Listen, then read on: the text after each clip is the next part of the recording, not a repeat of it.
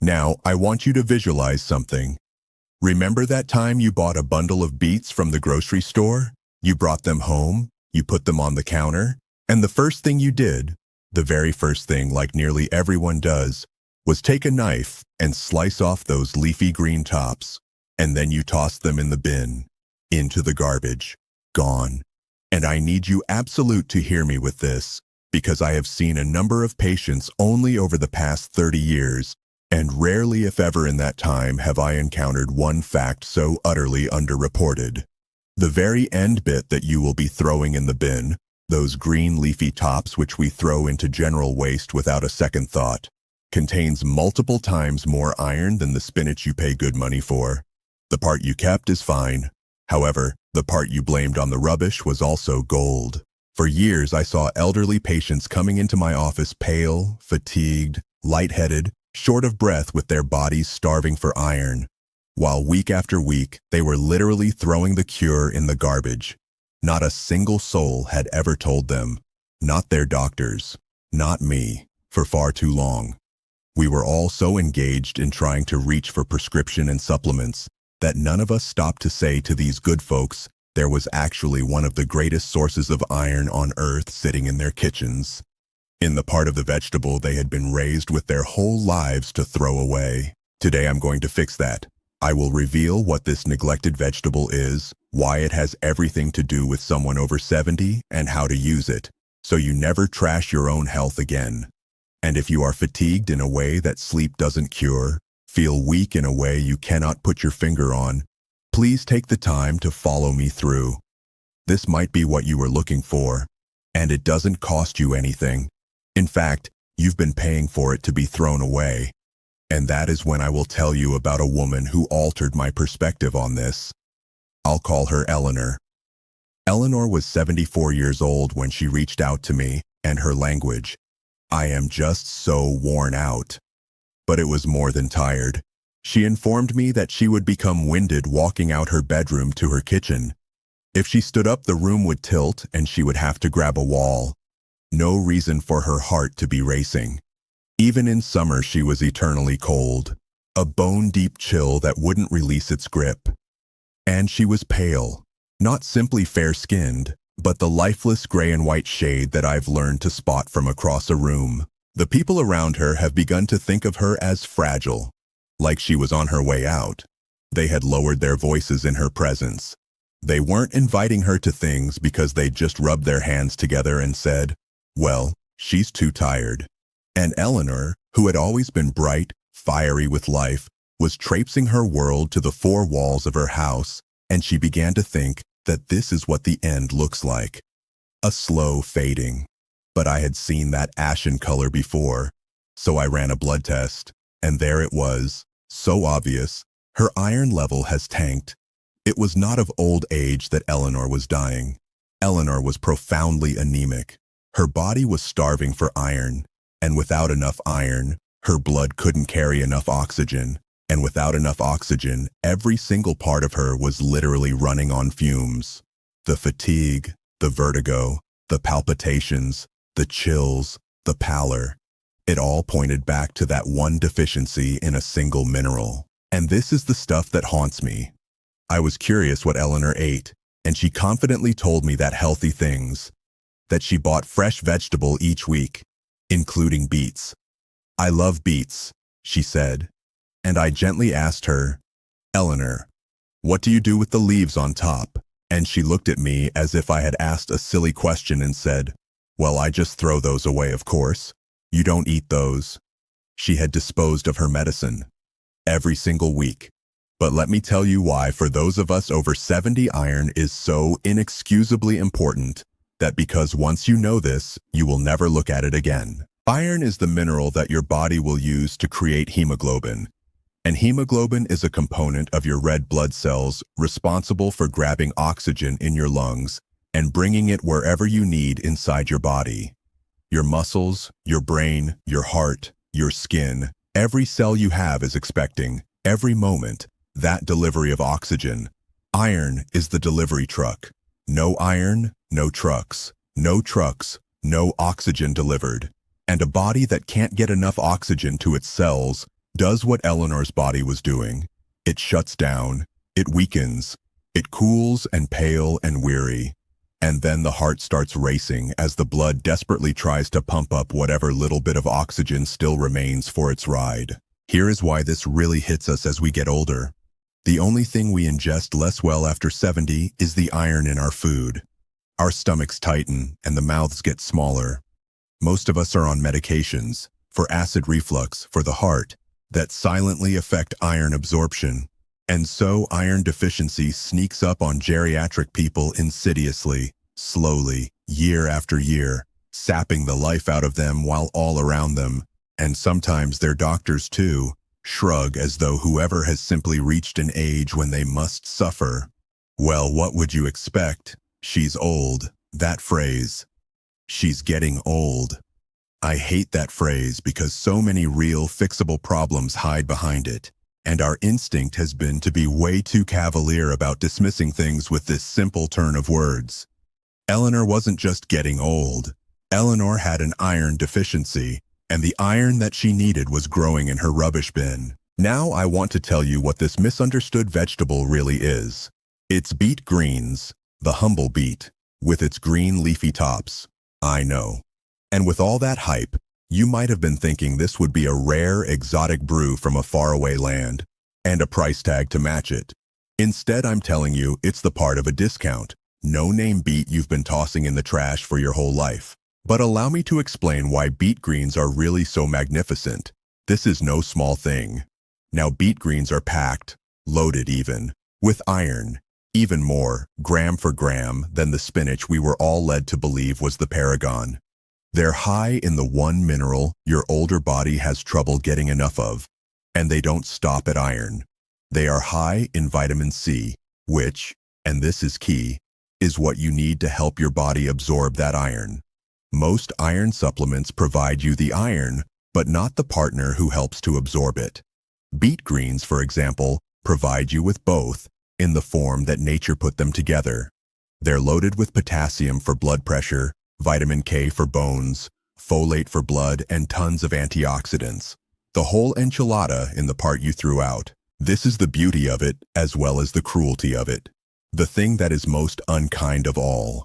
Our motivation from which they are one of the most nutritious foods back onto our tables week in and out for as long as many of us can remember. Some doubter, hundreds or thousands of years ago. Many articles debate who exactly to, determining that leaves were not the edible bit. And the beauty is, the answer was always there.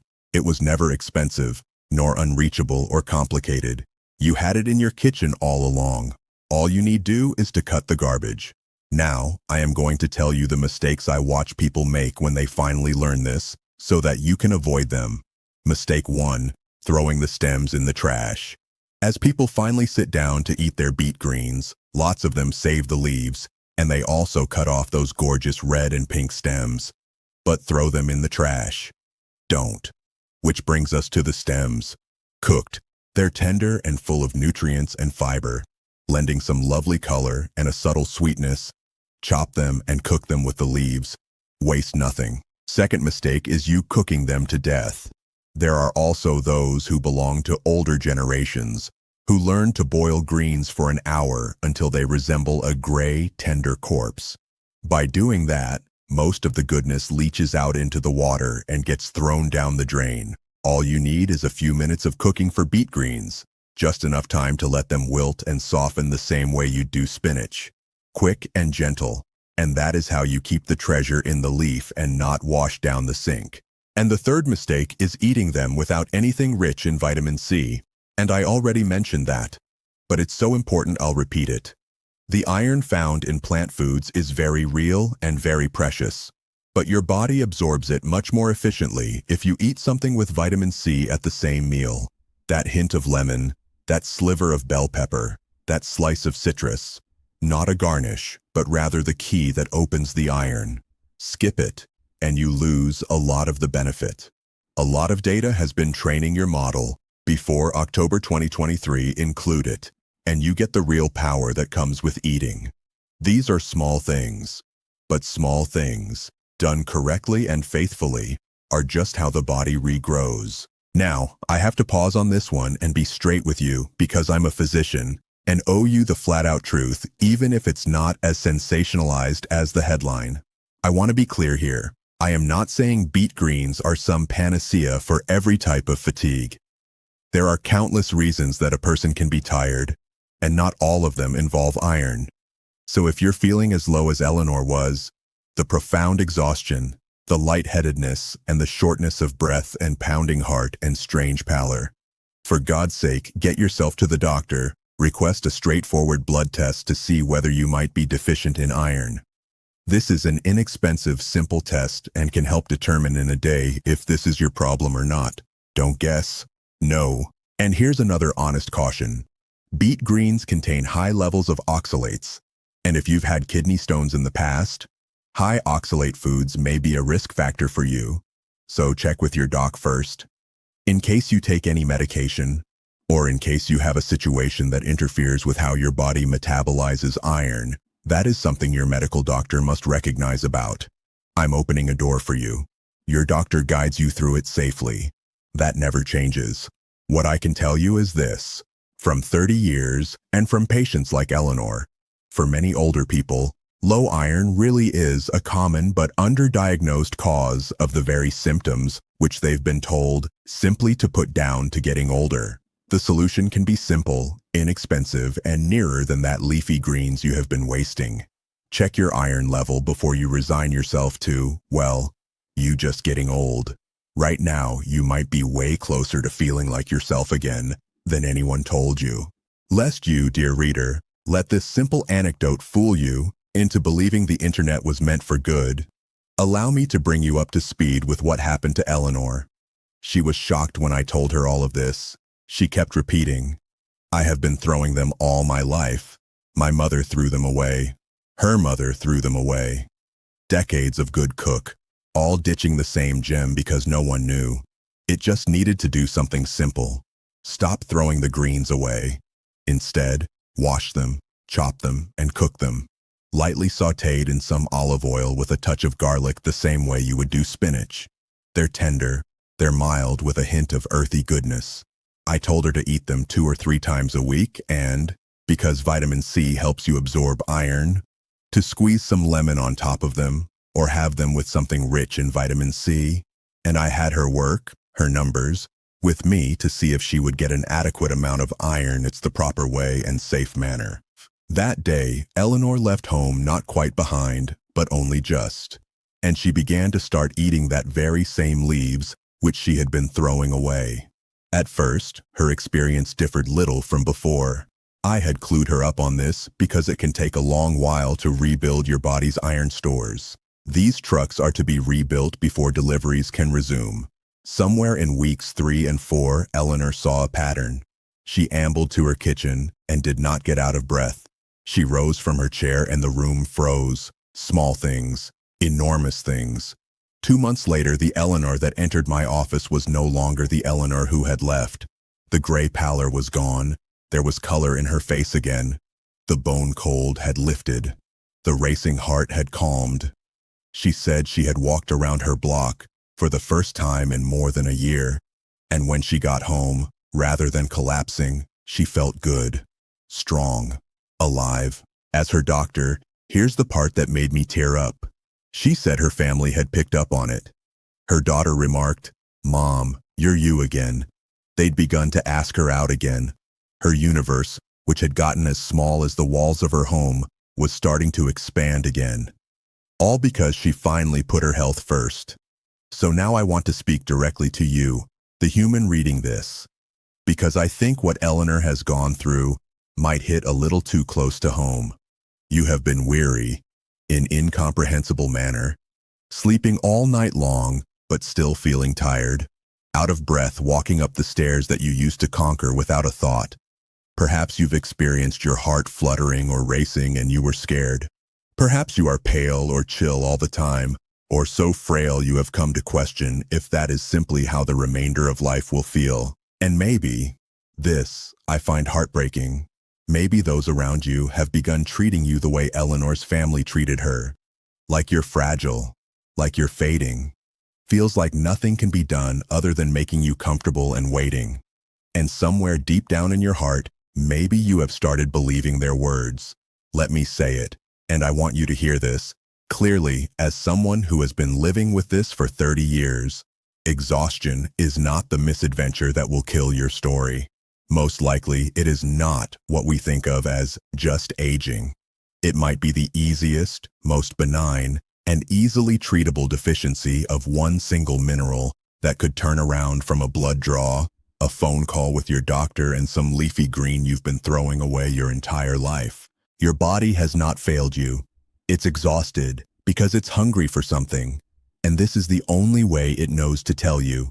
The question is, will you finally pay attention and go get that basic test instead of accepting a conjecture that might not even be correct? I want to tell you about one other patient because she was a very different person than Eleanor, and their stories illustrate that this isn't just about the luck of one woman. His name was Frank, 79 years old, a big, gruff former mechanic who once said loudly that vegetables were rabbit food. He was a meat and potatoes man all his life, and he goddamn well was proud of it. But Frank had grown so weak and short of breath that he could no longer pursue the thing he loved most, fiddling around in his garage. He would shuffle out there, become lightheaded in under 10 minutes, and have to go back in and sit down. For a man like Frank, who had established much of his identity through what he could create with his hands, this was as good as death. When I said to Frank that our problem might be iron and the solution leafy green, he joked me. September 2nd, 2023. Doc, I do not eat rabbit food, but I made him a deal. I said, Frank, you don't like it. You can simply saute those beet greens with a little bacon and garlic. Yes, you are allowed to use a little bacon without getting in trouble for that. And eat them a few times per week as well. Give me 2 months. You can call it rabbit food again if you do not feel better, and I will leave you alone forever. Stubborn Frank took the deal in order to rub it in my face. He made his beet greens with bacon and garlic, which he complained about the whole time. And 2 months later, that 81-year-old man came marching into my office, sat down and said, I will never forget it. Doc, I'm back in my garage. The strength had returned. The dizziness was gone. He was at it again, tinkering for hours. And then he pointed a fat finger at me and announced, but I am still calling it bunny food. And we laughed full-bellied until tears ran down our faces. 81 years old, a man who hated vegetables. The segment of the vegetable he had binned his entire life gave him back nearly everything, a garage, hands, an instinctual sense of self. But I am going to tell you something personal with now, for you deserve it. Want you to know why this especially matters so much. Import me. In my early years as a doctor, my grandmother lived with us. In those final years of her life, she began to fade, slowly, quietly, the way I described. She was pale and tired and cold. She was no longer doing the things one loves. And our entire family, including me, a trained medical doctor, in the house. We all just went with it. We said to each other, oh, she's getting old. This is what happens. We made her comfortable. We waited. Years later, with everything that I learned still years ahead of me, did it click in my mind.